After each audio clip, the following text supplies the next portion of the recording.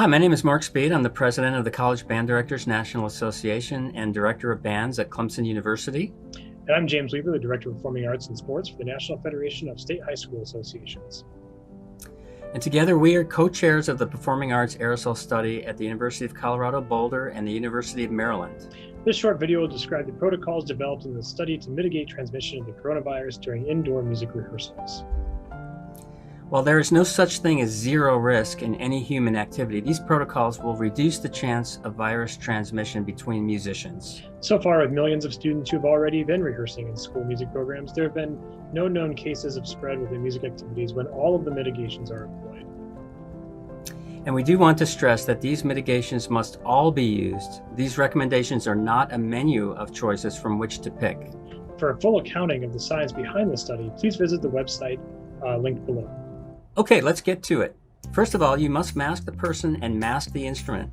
Masking the instrument involves bell covers made from surgical mask material or double-layered fabric with a MERV 13 filter between layers.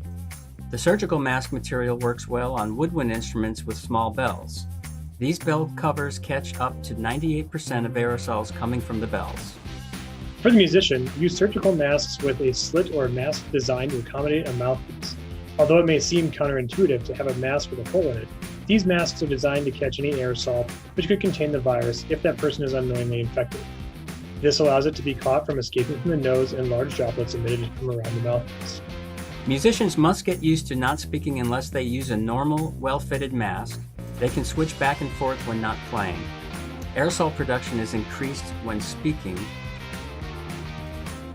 Next, we are still following the United States Center for Disease Control guidance for 6-foot social distancing for high exhalation activities, which includes singing and woodwind instrument playing.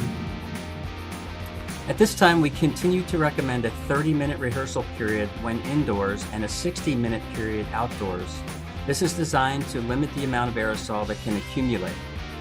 After 30 minutes indoors, the room should be cleared for a minimum of 1 air change before resuming rehearsal again. The use of a standalone HEPA air cleaner can enhance the air change rate.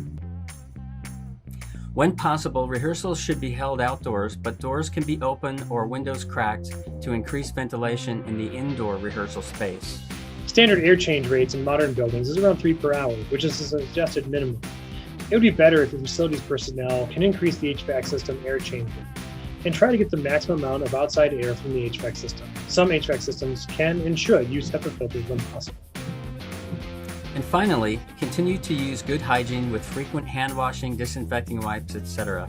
Instruments and mouthpieces should not be shared unless the instrument is disinfected. The practice of emptying brass spit valves onto the floor must be amended. You can have players use puppy pads or provide community buckets with alcohol on the bottom to kill potential germs. To summarize the 5 principles: 1. Mask the student, mask the instrument. 2. Keep the 6-foot CDC guidance for high exhalation activities such as singing or playing a wind instrument until the pandemic is officially over. 3. Limit rehearsals to 30 minutes indoors and 60 minutes outdoors, then clear the room for at least 1 air change.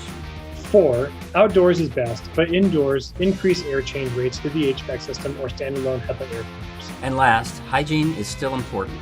We hope this video will assist you in returning to the rehearsal classroom or as a reminder for those who are already back. Thank you all for doing your part to keep music rehearsals as low risk as possible. And thank you all for keeping music alive in whatever way you were able to during the pandemic. Best wishes, everyone. If you have any questions, you can reach Mark or myself at the emails listed below.